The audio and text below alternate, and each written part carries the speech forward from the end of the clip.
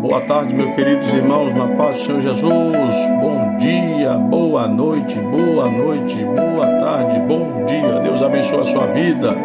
Vamos ouvir esse abençoado louvor para o nosso elevo espiritual. Já já ouviremos uma palavra bíblica. Quem vê o crente sorrindo, de repente pode até pensar que o crente 24 horas vive sem motivo pra chorar.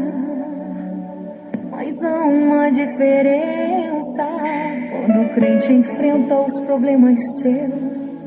É que o crente não chora pro mundo ouvir, ele chora pra Deus. Seu pranto no céu é ouvido e Deus se põe a responder. E mesmo que seja um gemido, Deus sabe qualquer gemido entender. E logo o Espírito Santo faz o coração um consolo sentir. Por isso é que o crente só chora pra Deus ouvir.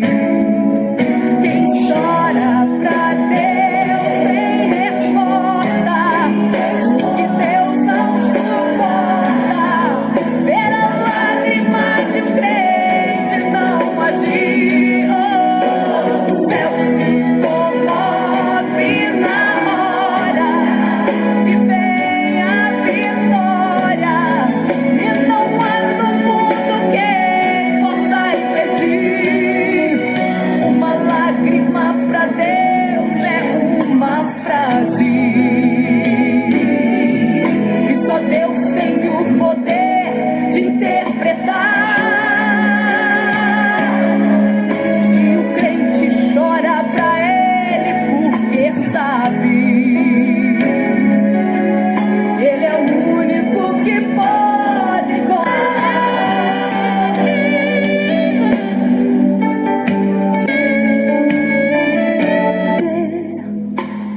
e mesmo que seja um gemido, Deus sabe.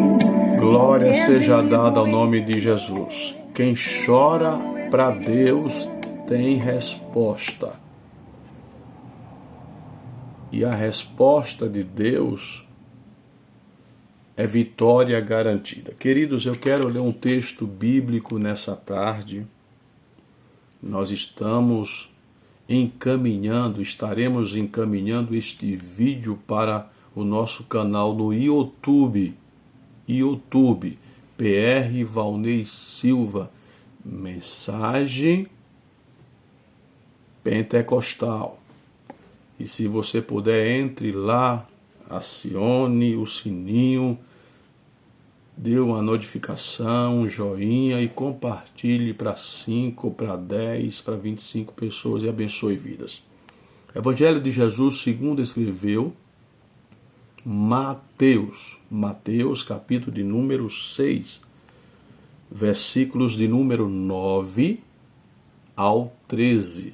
Mateus 6, 9 ao 13.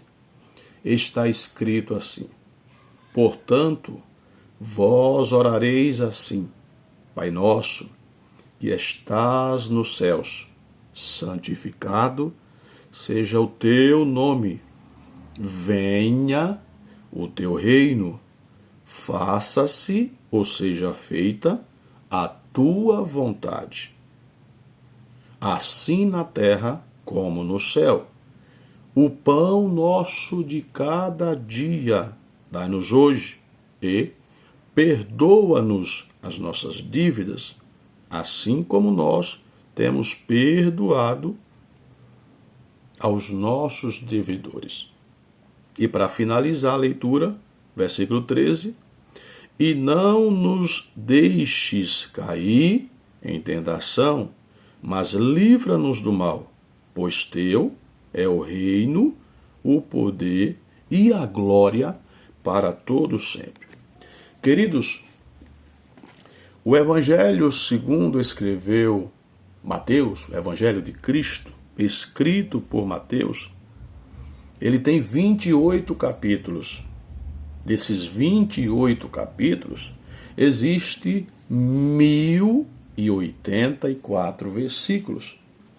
E desses 1084 versículos, de uma maneira resumida, sucinta, queremos aqui esses 5 versículos. É óbvio que será uma mensagem sucinta e não queremos cansar os amados. Esses 5 versículos, aonde Levi ou Mateus, um dos 12 apóstolos de Cristo, ouviu do mestre maior o ensinamento. É interessante se você examinar capítulo 11, versículo 25 do Evangelho segundo Marcos, no capítulo 11, versos 2 ao 4, no Evangelho segundo Lucas, dentro da harmonia bíblica, da conjectura, da junção, esses 3 evangelistas, Mateus, Marcos e Lucas, evangelho sinótico, que narram mais ou menos o mesmo fato, o mesmo episódio, o mesmo acontecimento, aonde Jesus, homem, exercitando o seu ministério, dentro do exercício ministerial que Cristo realizou aqui na terra, ele tinha como hábito, como prática, orar. E agora os seus 12 apóstolos, que no original quer dizer enviados, eles pedem para o mestre, ensina-nos a orar. É interessante que na antiga aliança, nas 5 dispensações, primeira dispensação, inocência, segunda, consciência, terceira, governo humano, quarta, da promessa patriarcal, quinta, da lei, Jesus veio interligar a lei e trazer a graça. Antes, nas 5 dispensações, as pessoas dificilmente mencionavam a Deus de Pai, porque há 5 paternidades de Deus na Bíblia. Isso aqui é outra mensagem, tá? Mas aqui os discípulos perguntam para Jesus e pede uma orientação, uma demonstração, um ensinamento, porque Jesus pregava e ensinava, 2 coisas distintas. Glória a Deus. Ensina-nos a orar. Quando os discípulos pedem, ensina-nos a orar, Jesus, o Verbo encarnado, Jesus que veio buscar e salvar os perdidos, ele começa a ensinar. E Mateus, que escreveu para os judeus, Marcos, que escreveu para os romanos, e Lucas, que escreveu para os gregos, eles falam-nos deste ensinamento que é titulado no subtópico, no subtítulo, a oração do Pai Nosso. Olha o que está escrito. Portanto, vós. Essa palavra vós, a hermenêutica dessa palavra vós quer dizer igreja, um conjunto de pessoas, uma assembleia, um ajuntamento de pessoas. Orareis assim. A oração ela pode ser coletiva, várias pessoas, como ela pode ser individual. Portanto, vós orareis assim. Como?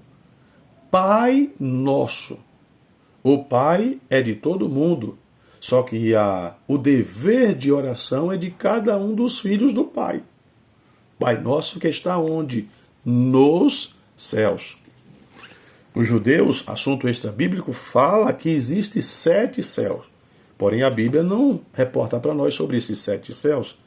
Mas nós podemos afirmar com alusão bíblica, com base bíblica, que existe 3 céus. Primeiro céu, segundo e terceiro céu. Paulo diz, conheço um homem, se no corpo não sei, se no espírito não sei, o mesmo foi arrebatado até o terceiro céu e viu coisas inefáveis. Paulo que escreveu 13 cartas, sendo 9 destinadas às igrejas e 4 aos pastores. Está dizendo, Pai Nosso que está nos céus, santificado. O passo a passo da oração, no nome de Jesus, toda oração deve se iniciar em nome de Jesus e terminar no nome de Jesus.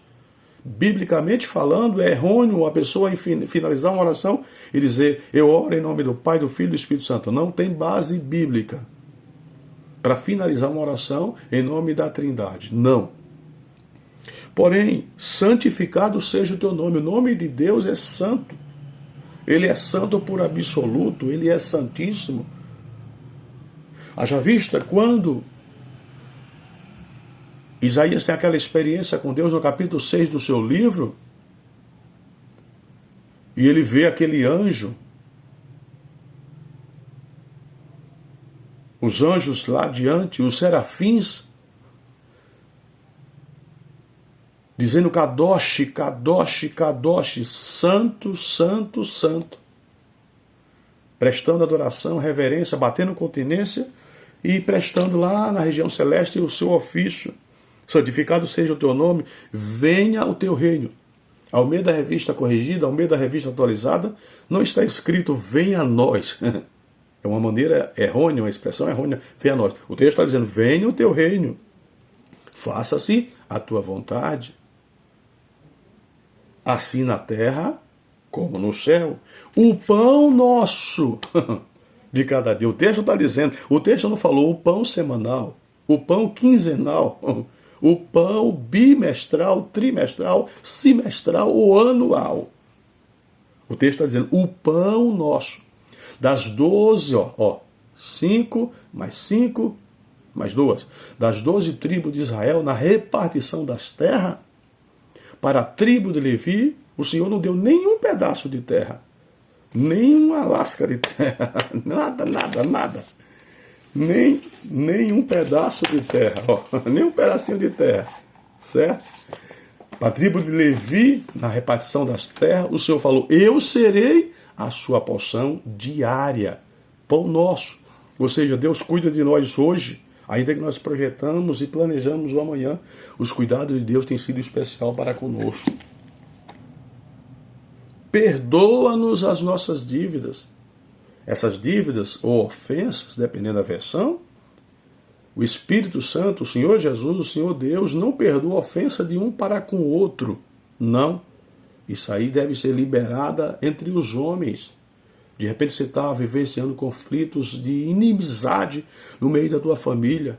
O Espírito Santo está usando a minha boca para dizer, peça perdão. Ah, pastor Valnei, mas é difícil. Eu sei que é difícil. Não é fácil perdoar, não é fácil. Mas o Espírito Santo vai te ajudar a você perdoar. Porque o pecado original que nós cometemos diante de Deus é Deus que perdoa. Agora, ofensas, dívidas, nós temos que liberar perdão um para com o outro. Assim como nós temos perdoado os nossos devedores, não nos deixa cair em tentação, mas livra-nos do mal. Ninguém consegue vencer o mal com suas forças. Isso.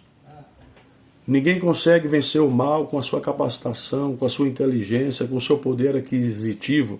O mal só é vencido com a ajuda do Espírito Santo. Jesus, quando estava aqui na terra, ele falou que o valente só era valente quando o mais valente não chegava. Quando o mais valente chegava, o valente era amarrado. Dentro dessa alusão, dessa parábola, dessa ilustração, quem é o mais valente? Jesus, Deus. Quem é o valente? Satanás.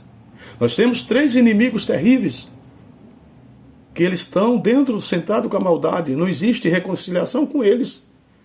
Eles convivem, vivenciam, maquinam, planejam, projetam o mal. Dentro de uma família, dentro de uma comunidade, dentro de uma assembleia, dentro de uma organização que serve a Jesus, não pode existir projetos maquiavélicos, planejamentos mal para derribar, para destruir um ou outro. Deus levantou Moisés para uma grande obra, Deus levanta Arão, Miriam, os 70 anciões, e agora se levanta Sambalate, Tobias, Corés, Datãs, Abirões, que se unem para fazer o mal, para se levantar contra Deus e contra Moisés. Porque quem tem malignidade dentro do coração, as obras da carne sobressaem, prevalece. O pecado superabunda na vida dele. Mas a Bíblia diz que onde abundou o pecado, superabundou a graça. O pecado não pode superabundar.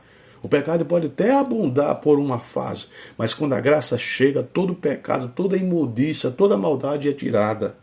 Olha o que o texto está dizendo aqui, ó. E não nos deixe cair em tentação, mas livra-nos do mal. Quem sabe existe maldição contra a tua vida, contra a tua família, mas eu profetizo em nome de Jesus o Cristo que toda maldição hereditária vai cair por terra hoje. E a grande graça, favor imerecido, a glória, a presença de Deus, a unção do Espírito Santo vai tomar conta da tua vida, da tua história. Que Deus continue abençoando a tua vida. Fique firme com Jesus. Se possível, compartilhe esse vídeo para abençoar pessoas. Tamo junto.